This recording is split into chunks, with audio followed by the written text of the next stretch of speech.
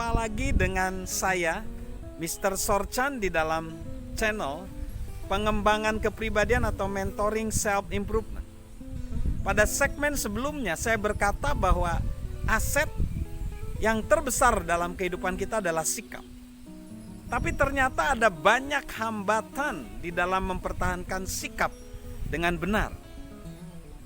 Dan hambatan-hambatan ini sebenarnya seharusnya disikapi dengan bijaksana atau memang sudah termasuk ke dalam rencana kita.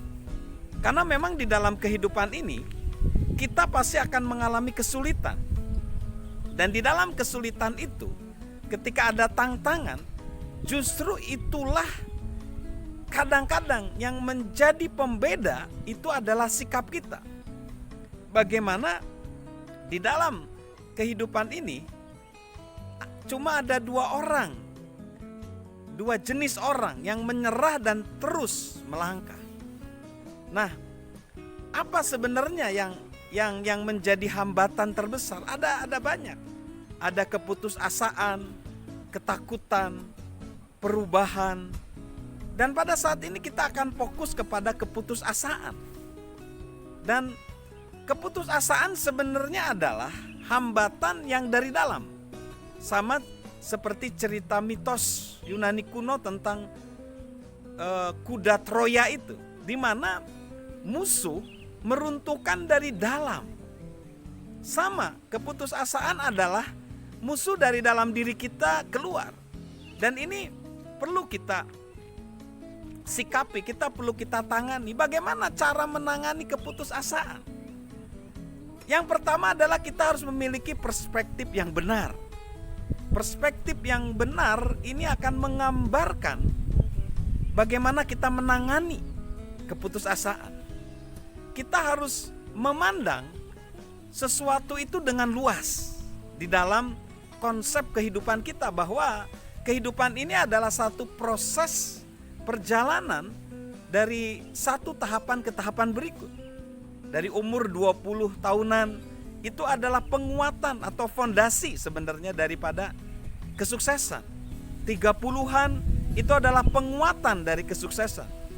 40-an puncak dari kesuksesan, dan 50-an itu kita beranjak dari kesuksesan menuju kebermaknaan.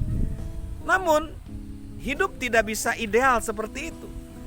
Maka ketika kita melihat masalah, kita harus melihat itu dengan cara yang pendek, jangan terlalu panjang.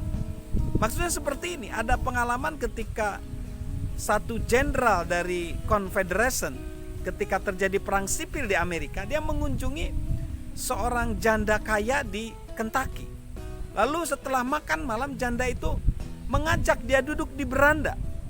Dan janda itu mengatakan, lihat, ada pohon magnolia yang teduh, tetapi pohon itu sudah hangus sekarang karena telah diserang oleh pasukan dari utara.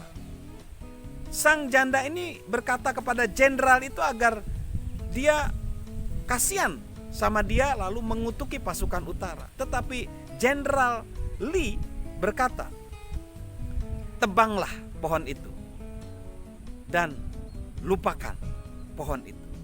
Sama seperti perkataan Jenderal Robert Lee tadi, bahwa kita melihat masalah itu harus segera melupakan. Kita alihkan kepada perspektif yang akan datang.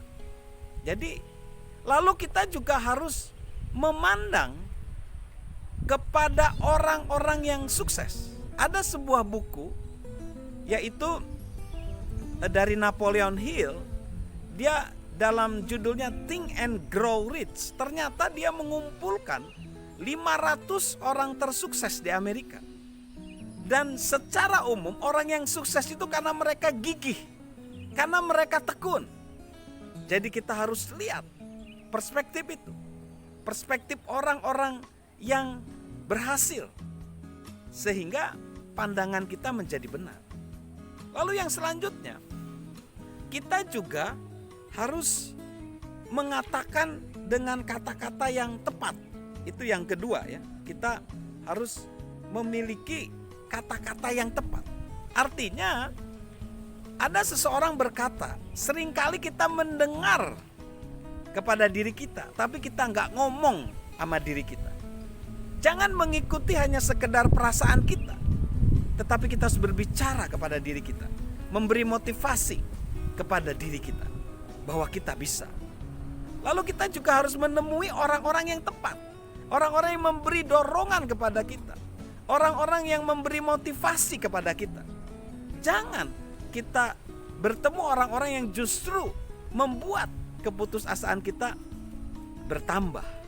Ya, jadi lalu selanjutnya milikilah harapan-harapan yang tepat. Yang keempat, mengapa? Karena sebenarnya dalam hidup ini seringkali harapan kita ini tidak tercapai, dan kita harus menerima itu. Kita harus menjadi realistis walaupun kita berharap. Idealis dan realistis kadang-kadang memang itu saling terus berkaitan dan saling menempatkan satu sama lain. Karena apa? Seringkali apa yang kita harapkan tidak tercapai. Jadi ketika kita pun berharap, kita harus berharap dengan tepat sesuai dengan situasi, kondisi, kapasitas dan kemampuan kita. Lalu buatlah keputusan-keputusan yang tepat. Keputusan diambil itu seperti ada gunung dan lembah. Gunung dan lembah.